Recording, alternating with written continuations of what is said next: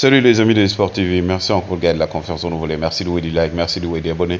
merci également de baisser les commentaires, gars, un plaisir renouvelé chaque fois de partager une information. Donc Sénégalais yi fépp fu la mënti nekk 14 régions du Sénégal àdduna wërngal këpp ñu ngi leen di jaajëfal ñi nekk également ci dal hôpital yi sécurité du feebar yàlla na suñu borom fëgg seen bopp ñu wér ak jàmm ñi nekk ci kaso yi nga xam ne erreur judiciaire ak jiñ leen li ngeen deful moo leen fa yóbbu suñu borom génn waat leen fa delloo leen seen njaboot ñi dëdd àdduna suñu borom xëy àjjana fi doo si gayte yi xiñu on avance ensemble dans la magie de eSport TV, l'actualité en continu. Actualité boo xam ne nag gars yi waxtaanee ki nga xam ne mooy donc kii di Boulaye Dia mi nga xam ne dafay dem ci Salernitana kii di partenariat Marseille ak jàmbaar ñu daal di koy rompre kii di Biram Diaw ma dem xam ne c'est Standard de Liège ak également Ngagne Fall mi nga xam ne dafa jóge ca Génération Foot loolu daal la ñu fas yéene waxtaanee mais d'abord dañuy tàmbali yéenekaay bi di sunu lamb ci xëtam bu njëkk mu ne Malick Gueye frère de Mbaye Gueye et ancien secrétaire général de Fass moom nee na ñi nga xam ne nag dañoo bëgg a dem nañu daal di dem mais aussi li nga xam ne mooy fusion bi am diggante Fass ak Ndakaaru nekk na loo xam ne rafetlu ko benn loolu erreur bu mag la classico bi nag diggante Fass ak Pikine diggante Ama Baldé ak kii Gris Bordeaux fu ñu ko fixé le 5 février li nga xam ne mooy yéenekaay bi Stade le Sénégal sera la tête d'affiche loolu nag kii di Samuel Eto'o moom moo ko wax ñu ne également lan moo tax clash bi am diggante Mbappé ak Neymar ak aussi ki nga xam ne Mbaye Niang mi dem relancer carrière du côté de Auxerre yéenekaay bi nag di record ne Cissé doit-il ouvrir la tanière ndax maanaam Aliou Cissé est-ce que dafa war a jëlaat yeneen booy testé yeneen booy par rapport ak li nga xam ne nag moom moo jëm ci coupe du monde bi ñuy waajal langue de bois de la fédération sénégalaise de football wax ci également li nga xam ne mooy donc lii di forfait wu Jaraaf de Dakar ci compétition africaine yi Rewmi Sport ñoo ne le Sénégal exempté ci coupe d'Afrique U23 Ismaïla Sarr moom proche de rejoindre Crystal Palace ndax wax naa leen ko kii nga xam ne mooy donc kii di Patrick Vieira woo na ko ba waxtaan ak moom même bu fekkee ne moom dafa jox accord de principe ba mu waa Leeds United Marca moom ñoo ne El United de Casa en Madrid actuellement lu tax ñu wax ko mooy parce que ne Manchester United moom ñaari joueurs yoo xam ne ca Madrid lañ nekk kenn ki nekk du côté de l'Atlético muy João Félix kenn ki nekk du côté du Real muy Casemiro ñoom ñaar daal lañ def muy seen priorité également intouchable ki nga xam ne mooy Dani Ceballos ndax actuellement kii di Ancelotti nee na du ko bàyyi mu dem nañ ko prolonger contrat parce que bu fekkee ne Modric dafa dem gisul beneen joueur boo xam ne mën na remplacer Modric ku dul Dani Ceballos.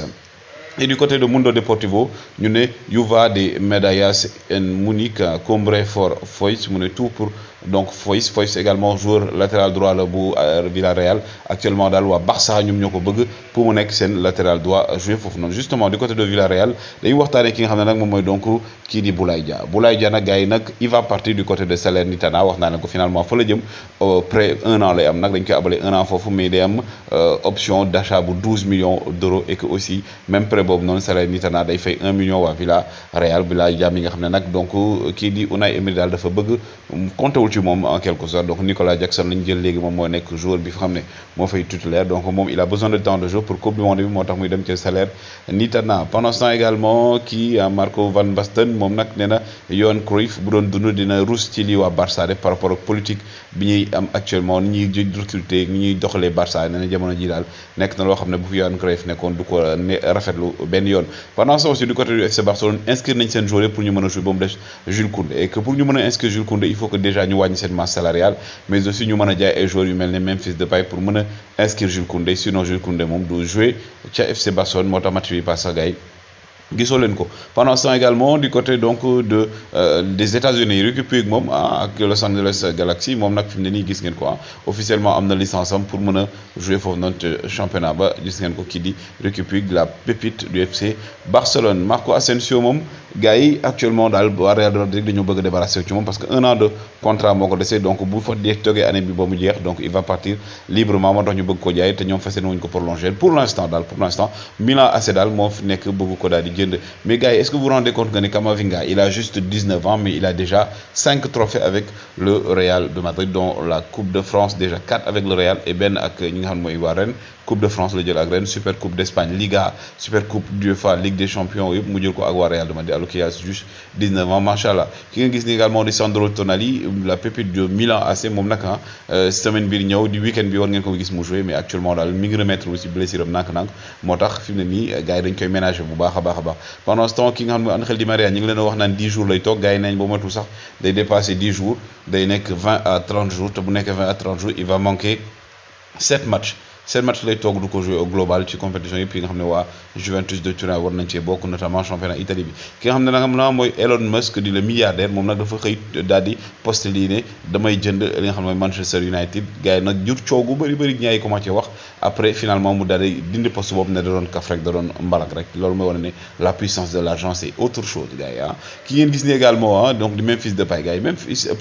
Depay Virgil van Dijk gars yi 133 matchs avec Liverpool 10 défaites rek la si am ba léegi mu kenn dooragu ko du côté de Anfield Road donc dañ koy wax laf cat également des jeunes pépites sénégalaises Biram Diaw nag finalement donc moom nekkoon na capitaine U17 en équipe nationale donc il va s'engager donc pour 4 saisons au niveau du Standard de Liège moom mi nga xam ne nag ay jamono dañ ko waroon transfert FC Bâle finalement mu defoon te 6 mois Grenada finalement Standard de Liège daal di signé ki nga xam ne également mooy Ngagne Fall le joueur co-meilleur buteur du championnat sénégalais ak ki nga xam ne mooy donc Boris Junior Sambou moom daal Etihad bu Tanger ca Maroc daal la fas yéene dem jouer man pour man nag jàppoon naa dina mën a dem ci Europe mais en tout cas pour l'instant on lui souhaite bonne chance parce que Tanger aussi le Maroc aussi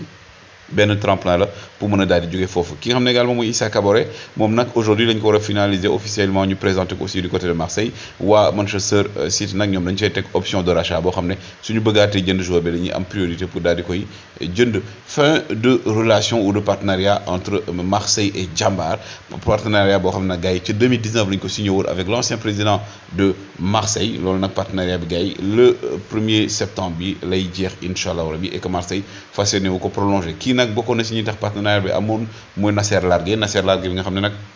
moom démissionné na Marseille moom mii moo tey permettre ki nga xam ne mooy Ahmadou Bamba Dieng évoluer ci équipe professionnelle bi ndax moo ko jëlee woon ci équipe réserve et tout indi ko ci équipe professionnelle bi booy bi ñëw wane boppam mu imposé ko ba tax tey Bamba Dieng mën a dem coupe d'Afrique mën a dem coupe du monde c'est grâce également à Nasser Largué bi nga xam ne il a beaucoup contribué dans l'éclosion de ki nga xam ne mooy donc Ahmadou Bamba Dieng Marseille nag fi mu ne nii nag ñoom fas yéene wuñu prolonger contrat bi ndax bu Pablo Longoria ñëwee ba léegi daal gars yi affaire dafa mel ne dafa doy waar ñoom nag li ñu reproché Jambar nee nañ bon par rapport ak partenariat bi ñu am Jambar mu nekk diggante 700 000 à 800 000 euros presque plus de 500 millions donc nee nañ loo xam ne ak li leen di joueur yi leen di Jambar di jox bëriwul te néew na loolu parce que déjà moom Longoria ñëwoon na fii ci weer yi la ca ginnaaw ñëwoon pour un peu waxtaan par rapport ak partenariat bi ni muy demee gis nañu aussi à part Bamba Dieng boobu ba léegi amul beneen joueur ba nga xam ne dem na ca Marseille ki ñu jàppoon ne moo fa waroon dem Mikayil Ngor Faye waxoon naa leen vidéo yi boo leen ko seetaan ngeen dugg si eSport yi def Mikayil Ngor Faye ñu expliqué leen histoire bi booy bi dafa daw Jambar ànd ak beneen nijaayam loolu la ñu wax léegi nag boo leen ci bëggee am ay détails dem leen ko xool alors que lui à la base il devait rejoindre Marseille comme partenariat bi ñu signé woon te aussi ki nga xam ne mooy Franck Macour dafa ne woon ki nga xam mooy Longoria saison bii nii man du ma dugal xaalis donc yéen ay débrouillé wu jaay ay joueurs am xaalis loolu nag tax na ñu teg ci Bamba Dieng ci joueurs yi nga xam ne ñoo gën a solvable joueurs yi gën a mën a jaay prétexte la également Marseille yi ne waaw dootuñu liggéey ak ñi nga xam ne mooy waa Jambar parce que partenariat bi demeewul nii li ñu waxoon ay engagement respecté wuñ ko Saër Seck lui est resté dans ses bottes par rapport ak principe ak accord bi nga xam ne moom lañ amoon ak Marseille fas yéene ko si ak yi nu tuddati honoré mais comme on dit rek donc gars yi moom dañ lay indi tànku bukki et Marseille aujourd'hui ci loolu la nekk donc en quelque sorte donc d'une part aussi ils ont raison parce que depuis boobu aussi benn jour lañ leen jox d'autre part aussi lépp loo gis aussi am na des non-dits yoo xam ne ñun maîtriser wuñ ko mais ce qui est sûr c'est que aujourd'hui la volonté de Marseille c'est de mettre fin au partenariat avec Jambar non mais Jambar aussi am na yenn opportunité parce que ay ren am na yenn club yoo xam ne bëggoon nañ signer partenariat je pense que ce n'est pas Jambar qui perd plutôt mais c'est Marseille qui perd parce que Jambar ak Génération Foot bokk nañ ci grenier yoo xam ne ñooy indi excellence du football sénégalais modestement bien sûr lii nag di phase nationale bi ca Dakar donc deuxième journée bi tey la Jamono Fatick moo dajeek Alliance AT Guelwaar daje ak Yaama Tooñ Medina Mar daje ak Walidane Noo Déggoo daje ak Lébu gi loolu nag tey la 16h 18h stade Ibrahima Boye ak Ngalandou Diouf lay am également tey di ngeen am Kémo Garmi Manko Jamono Réveil Santassou sanc bi Cité Lamy garab gi yeewu jongul B ak R100 yooyu yëpp tey la war a am stade municipal de Mbao stade Malika ak également Parcelles Assainies. On en profite également pour souhaiter joyeux anniversaire à notre défenseur sénégalais et aussi allemand donc muy germano-sénégalais muy ki nga xam ne mooy donc Ismaël Jacob mi fête ses 23 ans on lui souhaite joyeux anniversaire également au meilleur buteur de l'équipe de France mais également de l'histoire de Arsenal muy Thierry Henry qui fête ses 45 ans aujourd'hui gars yi c'était les informations gars yi lan ngeen gis ci transfert u kii di Boulaye Dia le problème de Marseille Jambar ak ñoom Biram Diaw et tout woy leen di like woy leen di abonné jaa ngeen jëf